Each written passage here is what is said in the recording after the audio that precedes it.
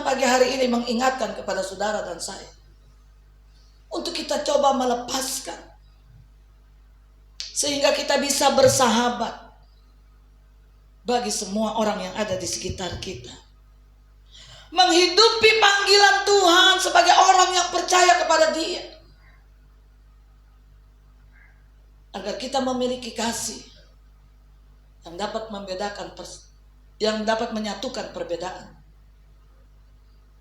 agar kasih itu benar-benar terpancar dalam kehidupan saudara dan saya.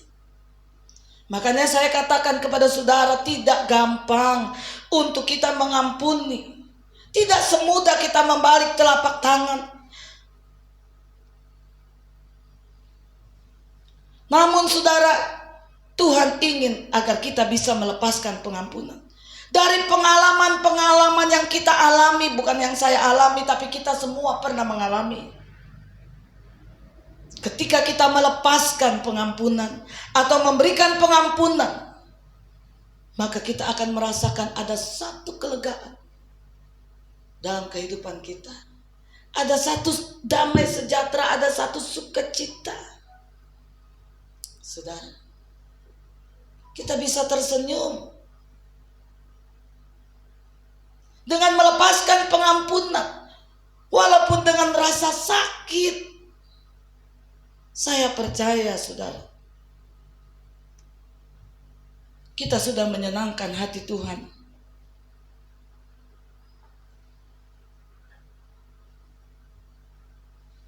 Sementara saya khotbah, sementara saya mimpin pujian, saya melihat ada orang yang di hadapan saya yang pernah menyakiti hati kita.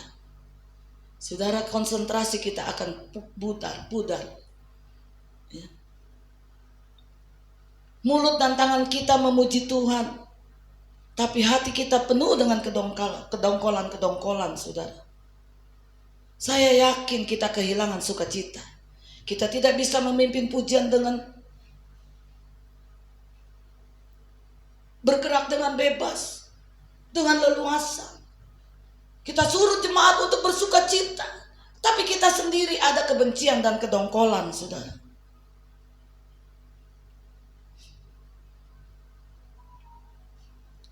Apa yang Tuhan katakan kepada saudara dan saya? Kalau kita ingin melayani Tuhan, kita ingin memberikan persembahan kepada Tuhan.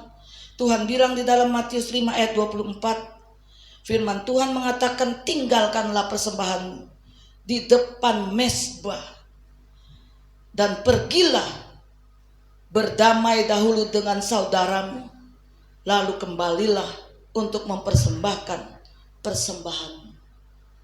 Tuhan tidak menuntut persembahanmu yang banyak, yang besar, yang hebat, yang mewah, sementara kamu belum berdamai dengan dirimu, dengan orang-orang yang pernah menyakitimu, yang kamu benci. Tuhan bilang, tinggalkanlah persembahanmu, pergilah dulu berdamai. Baru setelah itu kamu kembali dan memberikan persembahan. Sebab itu sebelum kita naik ke mimbar untuk pimpin pujian, saudara, saya katakan kan, dulu juga saya pernah memimpin pujian, tapi karena sekarang lagunya terlalu tinggi-tinggi. Beda dengan lagu dulu, saudara. Kita dulu kalau nyanyi satu lagu berhenti, nggak midley. Kalau sekarang midley suaranya tinggi-tinggi. Yang tahu nada saya hanya Om Tim. Saudara, nada suara saya tuh aneh.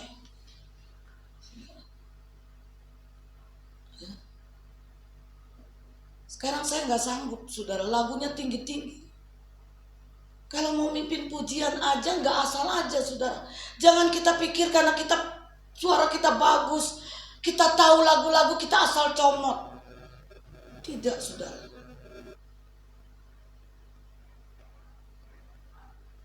Saya harus mempersiapkannya dengan doa. Nggak asal comot lagu.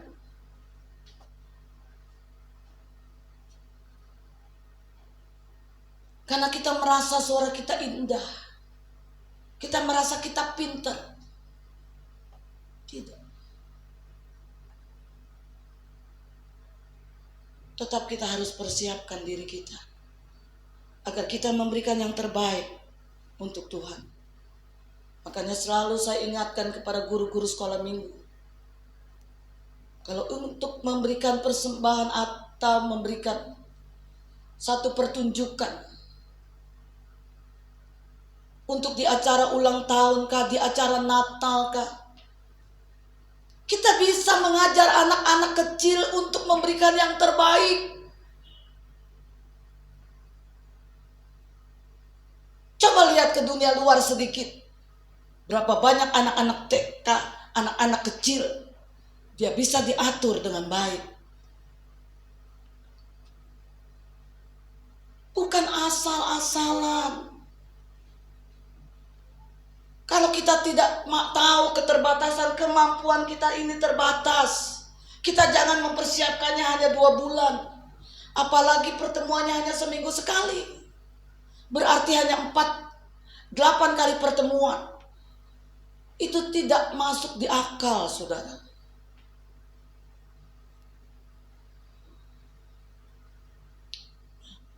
Dari Desember ke Paskah 4 bulan.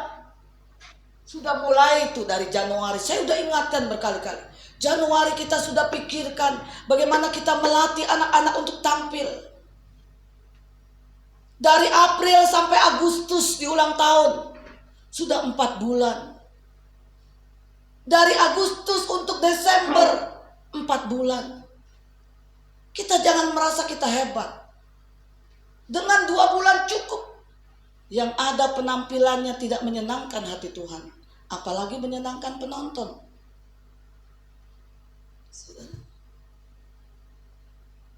Berkali-kali saya peringatkan kepada saudara, kalau kita melayani Tuhan, layanilah dengan tulus. Jangan melihat upah. Tuhan sanggup memberikan upah dengan berbagai macam cara. Dari 8 penjuru mata angin.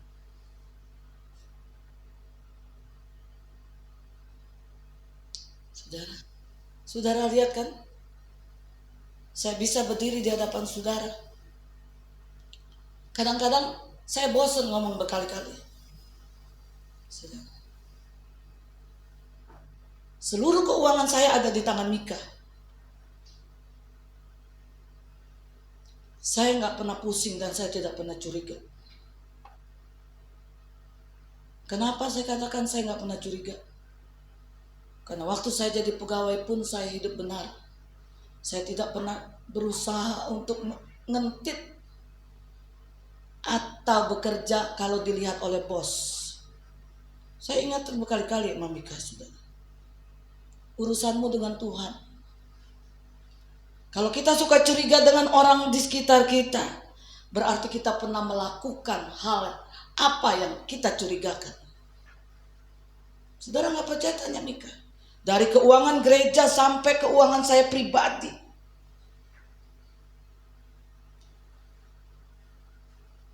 Kadang-kadang saya minta sama Mika, aduh tante, toko sepi. Saya mau percaya saudara apa tidak? Kadang-kadang teman saya bilang, Tris, lu tinggalin toko, lu gak takut?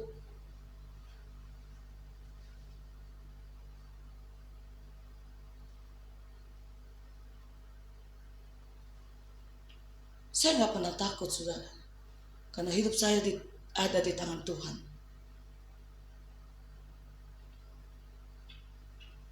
Semua heran, saudara. Semua bertanya-tanya.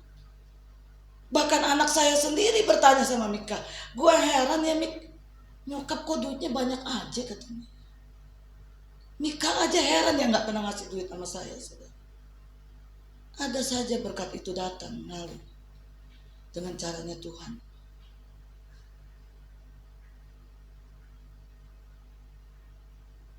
Apapun yang bisa saya lakukan untuk mendapatkan penghasilan, saya tidak pernah gengsi, saudara. Ayo kita mau hidupi panggilan kita dengan membangun persahabatan. Panggilan kita sebagai orang yang percaya agar kita bisa menjadi terang, menjadi berkat bagi semua orang. Kita jangan tebarkan permusuhan, karena itu akan mencelakakan kehidupan saudara sendiri. Hidupi panggilanmu, layani Tuhan dengan tulus, bukan dengan mulus. Bukan dengan bulus, tapi dengan tulus, saudara. Yang kedua, yang terakhir, saudara. Yang pertama adalah hidupi panggilanmu sebagai orang yang percaya. Yang kedua, menemukan sumber kekuatan kita sebagai orang percaya. Siapakah sumber kekuatan? Sebagai orang yang percaya. Om Ho sebagai perintis dari GBI berkata dalam bukunya, kuasa Roh Kudus, salah satu pekerjaan Roh Kudus bagi gereja adalah memberi kuasa dan keberanian untuk bersaksi. Dan Alkitab berkata di dalam Kisah Rasul 1 ayat 8, tetapi kamu akan menerima kuasa kalau Roh Kudus turun ke atas kamu, dan kamu akan menjadi saksiku di Yerusalem, di Yudea dan Samaria sampai ke ujung bumi. Tadi saya katakan, bukan, ketika kita percaya dan terima Yesus, maka Roh Kudus itu sudah ada di dalam kehidupan saudara. Kita diberi kuasa, saudara, untuk menjadi saksi Kristus. Diberi kuasa untuk mendoakan teman kita yang sakit. Diberi kuasa untuk mendoakan penyakit kita sendiri. Untuk kita bisa menjadi berkat di tengah-tengah keluarga kita lebih dahulu. Di Yerusalem, di seluruh Yudea, baru di tetangga. Baru lebih pergi ke agak yang jauh. Mungkin Tuhan utus kita di seluruh dunia atau di seluruh Indonesia. Kekuatan orang percaya adalah Allah sendiri, Yesus sendiri, yaitu Roh Kudus yang berdiam di dalam kehidupan saudara dan saya. Tugas kita adalah, maukah kita kendalikan atau dipimpin oleh Roh Kudus? Tugas kita hanya, maukah kita dikendalikan oleh Roh Kudus atau dipimpin oleh Roh Kudus? Kadang-kadang ada dua suara di hati kita, bukan?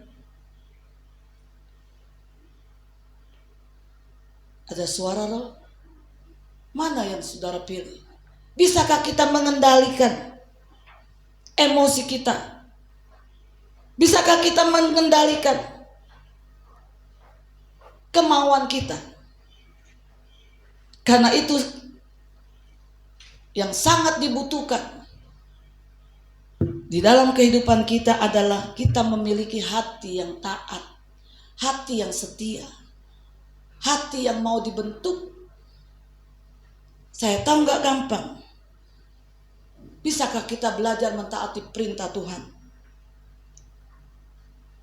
Saudara, taat di dalam segala peraturan-peraturan yang ada. Baik secara kita, kehidupan kita secara